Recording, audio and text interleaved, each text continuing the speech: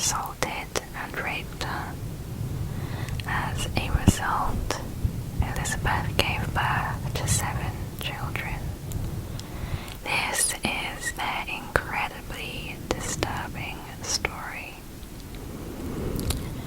In 1935, Josef Fritzl was born in Austria.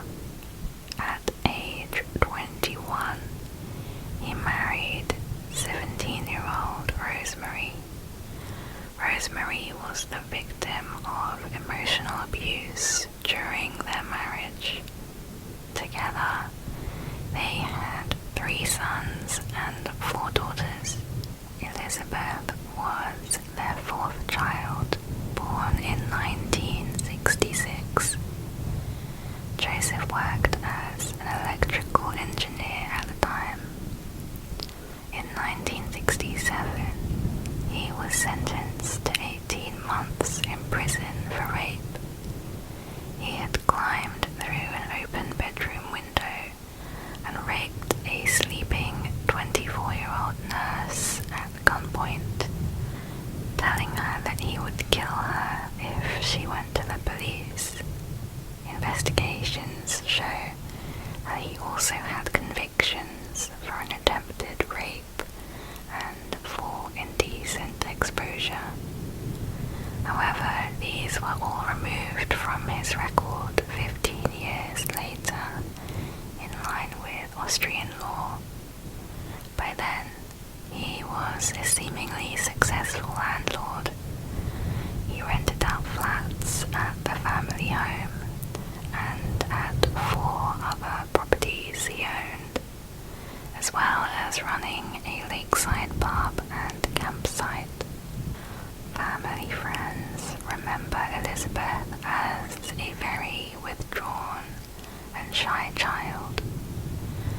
One friend, Paul Hora, first met Joseph on holiday in 1973 and visited their house several times. He noticed that she got a slap for every small thing. Joseph was a bully and a dictator towards all his children and his wife, but it appeared that he treated Elizabeth even more brutally than the others. Paul got the impression that Joseph did not like her very much. When Elizabeth reached the age of 11, the abuse started. From then on, Elizabeth would be raped by her father regularly, in his car, during walks in the woods, even in the same cellar that would become her prison. In later questioning, it was mentioned that Elizabeth was most like her father out of all the children. Joseph's psychiatrist said she was as stubborn and strong as he was. If you want to exercise power and break somebody's will, it is more satisfying to break a strong person's will. One of Elizabeth's older brothers testified to his father's violence. Joseph had forbidden drinking alcohol, so when Harold came home one night with wine on his breath, Joseph attacked him, hitting him in the face and breaking his nose. Harold knew Elizabeth was being sexually abused by their father, but he did not speak out because he feared he'd be beaten. Harold was Elizabeth's closest sibling growing up, and she would confide in him, but Joseph hated how close they were. Elizabeth became terrified of their father, who would carry out sexual acts on himself in front of her, and forced her to look at pornographic magazines. On a trip to their holiday home, Joseph insisted that Elizabeth accompany him into the woods, where he sexually abused her. After completing compulsory education at the age of 15, Elizabeth got a job as a waitress. At 16, she attempted to run away from home twice, but each time she was found by authorities and they delivered her back to her father's abuse. Josef had been in the process of converting the basement area into a prison chamber. He had been planning this dungeon for years, receiving official permission about 5 years beforehand. The local council even gave him a grant of a few $1,000s towards the building costs. Neighbors saw the digger Josef had hired in the backyard for months. Being a precise planner, he had thought of every last detail, obtaining concrete and steel through his contacts at construction companies where he previously worked.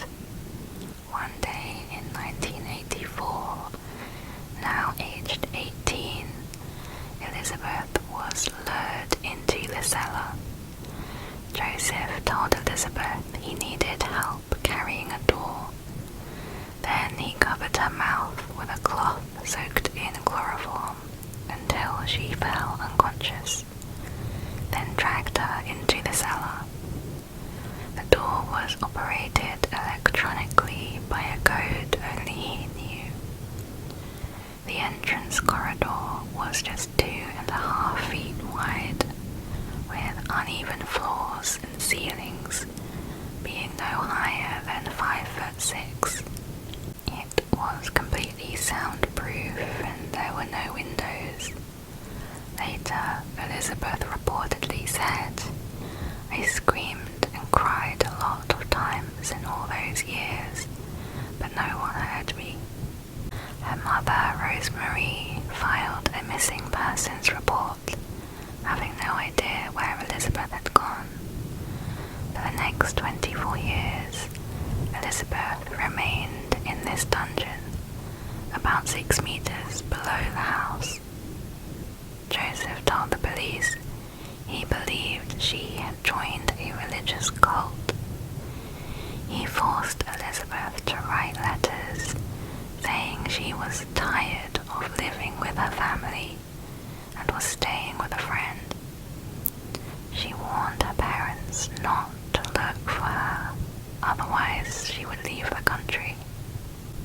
The rapes began the next day. Josef strapped up her arms and tied them behind her back with an iron chain, which he then secured to metal posts behind the bed. She could only move 1/2 meter either side of the bed. After 2 days, he gave her more freedom by attaching the chain around her waist. Then about 6 months into her imprisonment, he removed the metal chain because it was hindering his sexual activity with his daughter. He sexually abused and raped her, sometimes several times a day, from the second day of her incarceration right up until her release in April 2008. At first, Josef knew what he was doing was rape, but then he convinced himself that it was a mutual relationship. He told psychiatrists he loved Elizabeth. He saw her as his wife, not his daughter. But most of all, he saw her as his possession. As far as the rest of the Fritzl family was concerned, Josef would head down into the basement every morning at 9 a.m. to draw plans for the machines that he sold. He would often spend nights in the cellar. By then he was working as a salesman. He would tell his wife he was going away for a few days, then later phoned her from his office downstairs, pretending to be in a hotel. Elizabeth spent the first 5 years was completely alone. Josef hardly ever spoke to her. The living condition of the dungeon was terrible. It was cold, damp, and there were rats, which Elizabeth was sometimes forced to catch with her bare hands. There was water that ran off the walls in such large amounts that she had to use towels to soak it up. Summer was the worst, when the place turned into an intolerable sweaty sauna.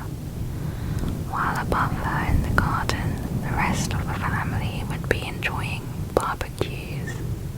2 years into her captivity, 20-year-old Elizabeth became pregnant to her 53-year-old father, but she miscarried after 10 weeks. 2 years later, in 1988, she was pregnant again, this time giving birth to a baby girl named Kirsten. Another 2 years passed, and her second child, a boy named Stefan, was born. When the babies started to come, they were a horror for her, but they also provided her with company which she had longed for, and gave her a purpose to live after the years in which she had contemplated suicide. The births all took place without any medical help. To prepare for them, her father provided disinfectant, a dirty pair of scissors, and a 1960s book on childbirth.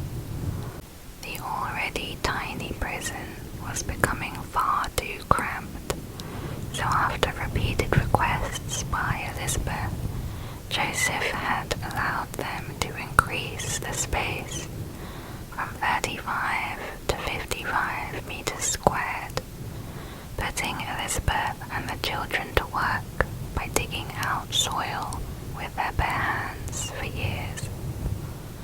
After this expansion, Josef built a swimming pool upstairs as a cover-up for the amount of earth he was having to drag up. Later, when the family splashed in the pool, they did so above Elizabeth's prison. Her third child was a baby girl named Lisa, born within another 2 years. After 2 more years, her fourth child, Monica, was born in 1994. Then, within the next couple years, Elizabeth gave birth to twin boys, Michael and Alexander. Michael died in Elizabeth's arms at 3 days old due to having severe breathing difficulties. Josef later admitted that he burned the deceased baby's body in the incinerator and told the court, "I don't know why I didn't help. I just overlooked it. I thought the little one would survive." Lisa, Monica, and Alexander were actually taken out of the dungeon while they were still babies. Josef brought these 3 to live upstairs, where his wife, Rosemary, would raise them. In order to conceal what he was doing from Rosemary, he staged elaborate discoveries of the babies. At 9 months old, Lisa was discovered outside the house in a cardboard box. 10-month-old Monica was found in a pushchair outside the entrance of the house. Shortly afterwards, Rosemary received a phone call asking her to take care of the child. The caller sounded like Elizabeth, but it was assumed that Josef used a recording of her voice. Rosemary reported the incident to the police, astonished that Elizabeth knew their new unlisted phone number. Alexander was taken upstairs at 15 months old and discovered under similar circumstances. Each time, the child would be waddled neatly and accompanied with a note allegedly written by Elizabeth, claiming that she could no longer take care of the baby and was leaving it with her parents for safekeeping. Social services never questioned the appearance of the children and allowed the Fritzls to keep them as their own, believing them to be the grandparents. Kirsten and Stefan, the two eldest children, stayed in the dungeon with their mother for the rest of her imprisonment, being brought weekly rations of food and water by Joseph. He sometimes refused to deliver food for days at a time as punishment. Kirsten and Stefan were probably chosen to stay downstairs, since when they were born, Joseph thought they could be hidden forever.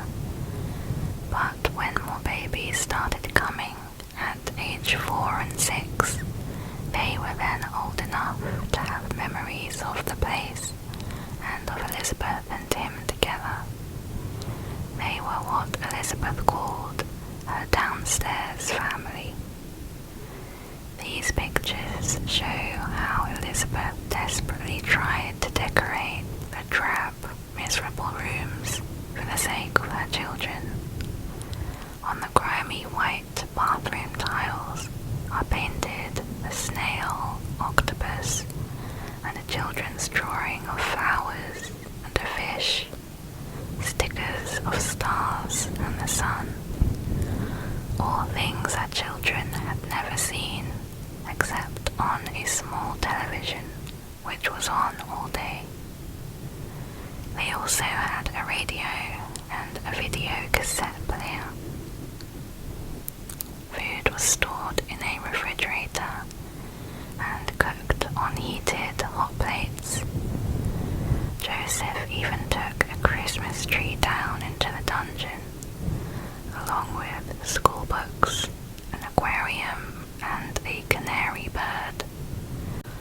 Sometimes he would watch motor racing on the TV with his children, and in an attempt at playing a normal father, would buy toys for them and play together. There was a small area with a toilet, sink, and a tiny shower. All the rooms were lit by harsh strip lighting. The final baby, Felix, was born in 2002, 6 years after the twins. Joseph thought his 63-year-old wife Rosemary was becoming too old to cope with another child, so Felix stayed in the dungeon with Kirsten and Stefan, who were now 14 and 12, and of course his mother, who was 36. Upstairs, the 3 other children continued to thrive, doing well in school, playing the trumpet, and were regularly seen out on Saturday nights, laughing and joking with their grandfather and Mammy, as they called Rosemary. Elizabeth was torn at being separated from her upstairs children, but happy that they would at least have a better life than those in prison downstairs. Joseph even bought Elizabeth clothes. Sometimes she chose them out of a catalogue. On other occasions he would choose them himself. Friends he went on holiday with to Thailand saw him picking out a glittering evening dress and lingerie at a market, clearly too small for his rotund aging wife. When he realized that he had been spotted, he joked about having a bit on the side. They never suspected it could be his own daughter. He wanted Elizabeth, whom he called his Lizel, to dress up and parade around for him in the miserable dungeon he forced her to call home. Then, after raping her, he would settle down at the table while she prepared a meal and they would discuss the children's upbringing. Elizabeth was determined to do the best she could for the children. Even though there were no books, she watched adventure films with them on TV and made up stories about princesses and pirates.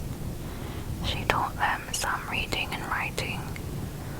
Though Elizabeth herself lost much of her childhood knowledge after being imprisoned and abused for so long.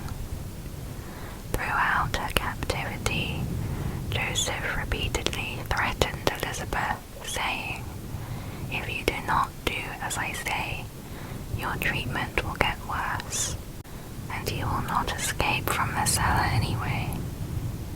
He often beat and kicked her. He also subjected her to humiliating sexual abuse, including forcing her to reenact scenes from violent pornographic films, and the children could do nothing but listen. The abuse left her with serious, lasting physical injuries and psychological damage.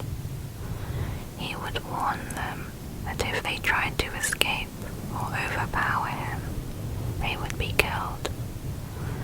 He said he installed a system so that the doors would give them electric shocks if they tried to open them, and that poison would be released into the cellar if they tried to escape.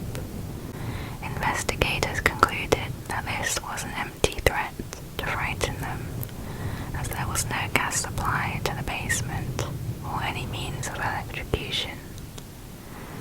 Joseph had later installed a freezer so that he could stockpile foods for when he went away on holiday. He would punish Elizabeth by switching off all the power to the cellar for days at a time, so she was left in total darkness. The freezer would be defrosted, and its contents would leak onto the floor of her already horrendously damp prison. In 2008, Kirsten, who was now 19 years old, became critically ill, and Elizabeth was distraught, begging Joseph for hospital treatment. Although not known for his mercy in the past, Joseph grudgingly put Kirsten in his Mercedes and drove her to the hospital. Elizabeth had helped him carry Kirsten out of the dungeon, and she saw the outside world for the first time in 24 years. Joseph then forced her back inside. At the hospital, the doctors became very suspicious of the deathly pale girl with bad teeth who lay dying in intensive care. Elizabeth had slipped a secret note into her daughter's pocket, telling doctors that she had given her cough medicine and aspirin. She wrote, "Please, please help her. Kirsten is really terrified of other people. She was never in a hospital," and added a message for her daughter, "Kirsten, please stay strong until we see each other again." Upon reading it, doctors immediately made a TV appeal for the mother to come forward with information that they needed if they were going to have any chance of saving her daughter's life. Elizabeth and her two boys saw these appeals on the television from the cellar. She then pleaded with her father to let her out.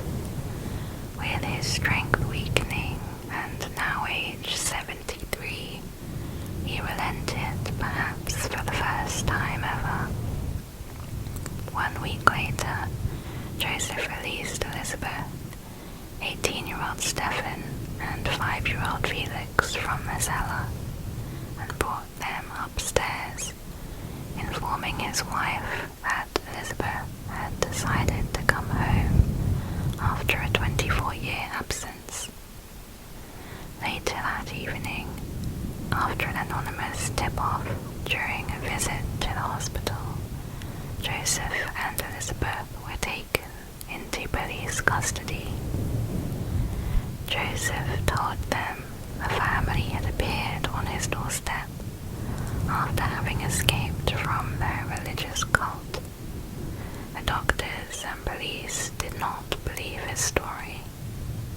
When Elizabeth was put in a room away from her father, police threatened to charge her with child abuse because of the way she had clearly neglected her daughter. Elizabeth said she would tell them what happened on the condition they promised she would never have any contact with her father again. Josef was analyzed by psychiatrists. They discovered that he was planning to release them soon. He was getting older and finding it difficult to maintain this life. And there was another turning point. For whatever reason, Josef became attached to their youngest child, Felix, soon after he was born, and decided Felix would inherit his business and properties. Josef knew he couldn't do that if he grew up down in the dungeon and didn't attend school. He had already made Elizabeth write a letter in which she said she wanted to come back, but it's not possible yet.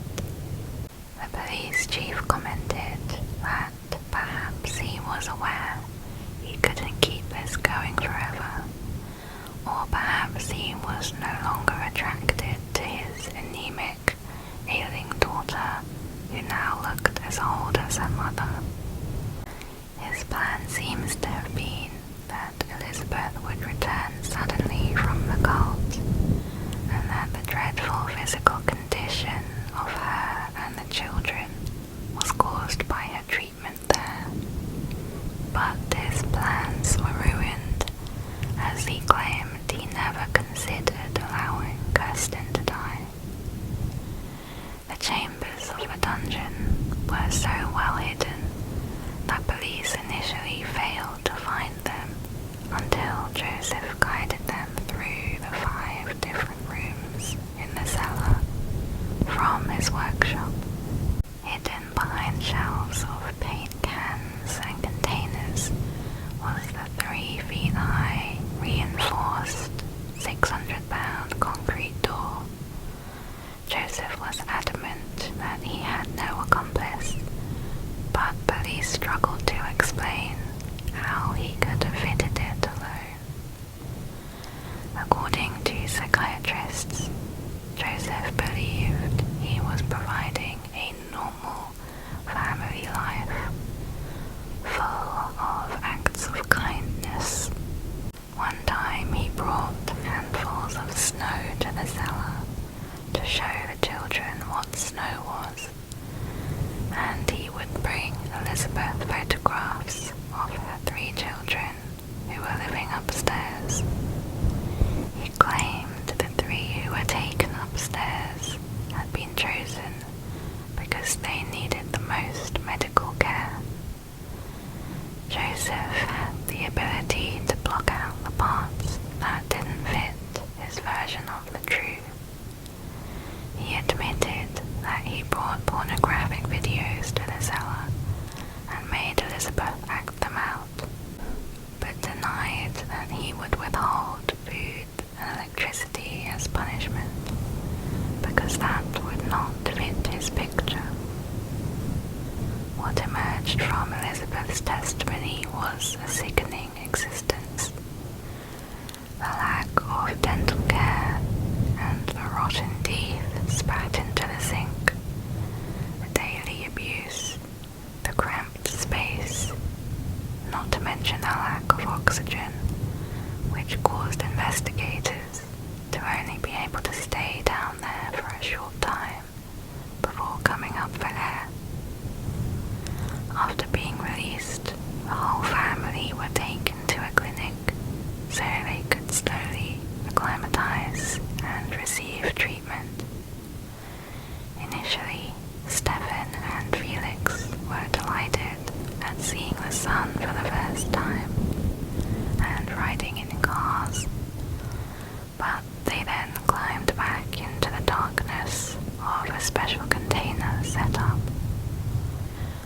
Felix often crawled in there and sat humming an unknown song to himself. Police believed his mother used it to soothe him to sleep, although the chief said it can't be called a goodnight song really, because there was never any night in the cellar. For a few months, Kirsten was comatose in hospital, suffering from kidney failure, which would have been fatal without treatment.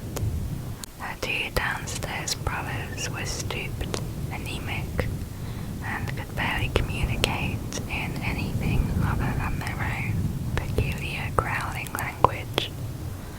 All of the children may have genetic problems common to those born of incestuous relationships. Elizabeth and her mother cried for hours together, with Rosemary saying over and over, "I'm so sorry, I had no idea." She had allegedly known nothing about the events taking place right under her feet, and Joseph backed up her story. The tenants who had lived in the apartment on the first floor of the Fritzl house also never knew what was happening beneath them, as Joseph had explained all sounds by blaming faulty piping and a noisy heater. Elizabeth was described as deeply distressed. At the age of only 42, her crudely cut hair was completely white, her lips shrunken around toothless gums. Her face was deeply wrinkled, her body extremely thin, and her skin almost transparent. Forensic psychiatrists said she had been destroyed by all means. Of all those Joseph imprisoned, she was the only one to know she was a victim. It was estimated to take 8 years to rehabilitate her and the children. During captivity, Kirsten tore out her hair in clumps and shredded her dresses before stuffing them into the toilet. Stefan could not walk properly because of his height of 5'8", which had forced him to hunch over in the 5'6" ceilings. Small things such as dimming of lights or the closing of doors sent Kirsten and Stefan into anxiety and panic attacks. The 3 upstairs children, who were now 16, 14 and 12, were also given therapy. Later that year, Elizabeth told her mother to leave the villa they had been sharing, as she was upset about Rosemary's passiveness during her childhood. When asked by detectives why Joseph did this to her, Elizabeth said, "I don't know why it was so. My father simply chose me for himself." During his trial, only Elizabeth and her close brother Harold testified against their father. Rosemary and the other siblings all refused. In 2009, Joseph was sentenced to life in prison after pleading guilty to the charges of murder by negligence of his infant son and grandson Michael, and the decades of enslavement, incest, rape, coercion, and false imprisonment of his daughter Elizabeth. He was moved to solitary confinement for his own safety. It was later found that his heavily mortgaged property empire was on the brink of collapse, being millions of euros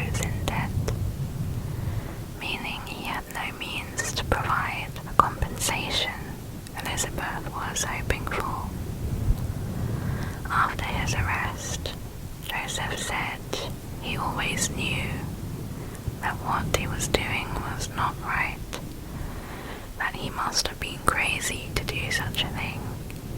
Yet it became a normal occurrence to lead a second life in the basement of his house.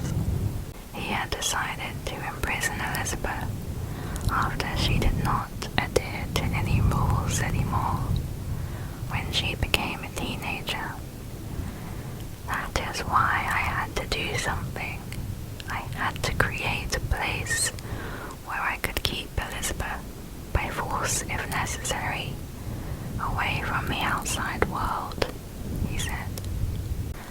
When asked about his childhood, Josef initially described his mother as the best woman in the world, but later he expressed a negative opinion, claiming she used to beat me, hit me until I was lying in a pool of blood on the floor. It left me feeling totally humiliated and weak. My mother was a servant, and she used to work hard all her life. I never had a kiss from her, was never cuddled, although I wanted it. I wanted her to be good to me. He also claimed that she called him a Satan, a criminal, a no-good, and that he had a horrible fear of her. As a young man, he would follow women in the park, walking behind them, his hand in his trousers, masturbating. He never tried to touch them. One of these women turned around and confronted him, and he never did that again. Instead, he moved on to other acts, which led to the rape he was convicted for in 1967. It's not known whether there were any other victims. During his 12 months in prison for this earlier rape conviction, Josef started planning to lock his daughter up so he could contain and express his evil side. Bearing in mind, at that point, Elizabeth was only 2 years old. He said, "I was born to rape, and I held myself back for a relatively long time. I could have behaved a lot worse than locking up my daughter." The forensic psychiatrist diagnosed Josef as having a severe combined personality disorder, including borderline, schizotypal, and schizoid personalities, and a sexual disorder. An article in 2010, 2 years after their release, it stated Elizabeth and her children recovered well under the circumstances. She lived with her 6 children in a tiny village in the countryside, named by the media as Village X. The children, who were then aged between 17 and 31, slept with their doors permanently open and had weekly therapy sessions. The 2-story home was kept under constant CCTV surveillance and patrolled by security guards. Soon after her release, Elizabeth had started to develop an obsession with cleanliness, showering up to 10 times a day. According to Rosemary's sister, Christine, Elizabeth loved shopping and driving. At 44 years old, she developed a relationship with one of her bodyguards, Thomas, who was 21. The children finally developed normal relationships with each other, and the 3 upstairs children slowly began recognizing Elizabeth as their mother. Despite their strained relationship, Elizabeth and Rosemary started visiting each other more, and Elizabeth forgave her mother. She had no financial worries after Austrian authorities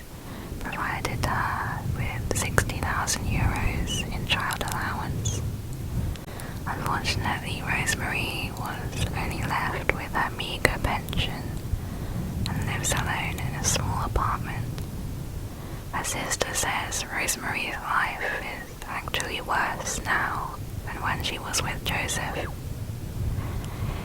2017, Josef Fritzl changed his name to Joseph Mayroff, probably due to getting into a prison fight that resulted in some of his teeth getting knocked out after other inmates set up a fake dating profile with his name and picture. A British journalist who interviewed him in his cell says he has shown no remorse for his crimes. Joseph kept saying, "Just look into the cellars of other people. You might find other families and girls down there." In 2019, at the age of 82, it was reported that Joseph's health was declining and he did not want to live anymore. In early 2022, the regional court decided to move Joseph from the special unit for the criminally insane into the regular prison system. This would mean that after serving 15 years of his sentence, he would be able to apply for early release. The prosecutor's office was against this plan and immediately appealed the decision. The court has appointed an expert to examine Joseph to determine his psychiatric condition. If they conclude that the 86-year-old is of sound mind, then he could be released as early as 2024.